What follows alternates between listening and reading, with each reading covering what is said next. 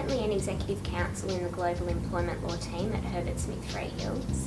In the year that I did the program, which was 2011, it was prior to our merger with Herbert Smith.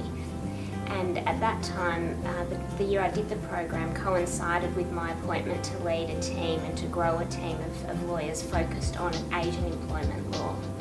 So the Leaders Program, I guess, influenced my outlook on my career at the same time that a significant development was happening in my career.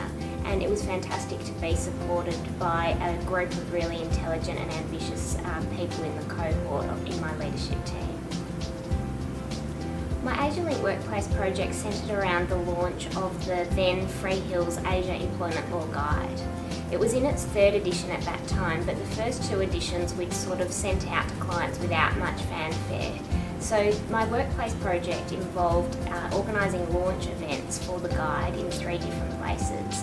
We had events in Melbourne, Sydney and Singapore, and we invited a range of clients, in-house counsel and regional HR managers with a responsibility for Asian employment law issues. The launch events involved a presentation by members of my team on current developments in Asian employment law, and they were very, very well received.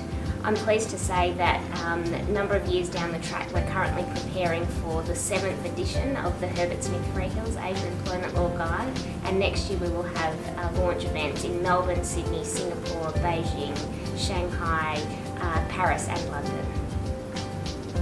I would say to anyone who's considering joining the Leaders Program that if you're someone who's interested in learning about the relationships between Asia and Australia from a wide variety of different perspectives, and if you're keen to meet a really great bunch of people, then you should go for it. Currently I'm a trade advisor with the Australian Trade Commission, Austrade, otherwise known as Austrade. Austrade is charged with promoting Australia's trade, investment, tertiary education and tourism interests internationally. We have over 82 offices in 48 markets, and a significant number of those are currently in Asia. I guess the Leaders Program changed my outlook in terms of understanding of Asia. It's taken me outside my comfort zone, far beyond, I guess, my immediate experience and understanding, and really allowed me to have a more nuanced conversation with potential investors, with overseas buyers, as well as with our posts offshore. It's allowed me to understand what's being said between the lines, but also what's not being said, and I think that's really, really important. The Leaders Program has also, I guess, encouraged me to pursue a career offshore through our overseas posts and really engage at a deeper level with Asia. My Asialink Workplace project involved a secondment to the Department of Prime Minister and Cabinet, and I was on a task force working on the Australia in the Asian Century white paper. This involved specifically looking at a policy framework for looking at how Australian businesses can engage more collaboratively through business models as well as through global value chains. The Asialink project itself was looking at how to take that policy framework and make it tangible and understandable for everyday business. And this was delivered through the organisation and planning of a trade mission to Indonesia, specifically targeting the troubled automotive and manufacturing sector in Australia. I can now report that this was quite a successful trade mission, to the extent that we were able to encourage a reciprocal inbound Indonesian trade mission to Australia in May. And that has really sort of developed, I guess, the trade and investment relationship between these two countries. I'm a co-founder and co-CEO of HealthKit, which is a global platform for doctors and patients across the world, helping practitioners manage their practice and patients manage their health, and using the data behind that for clinical and medical research.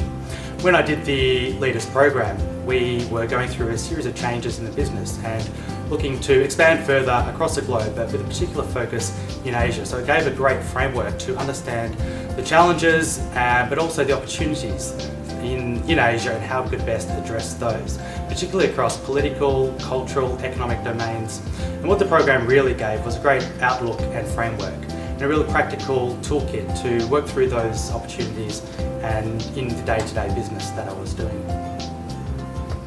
So in my Asialink workplace project, I looked at mental health issues in Asia, but with a particular focus on online consultations, which is the provision of health treatment using the internet, and specifically around how that could help patient health outcomes and benefit patients and practitioners across Asia.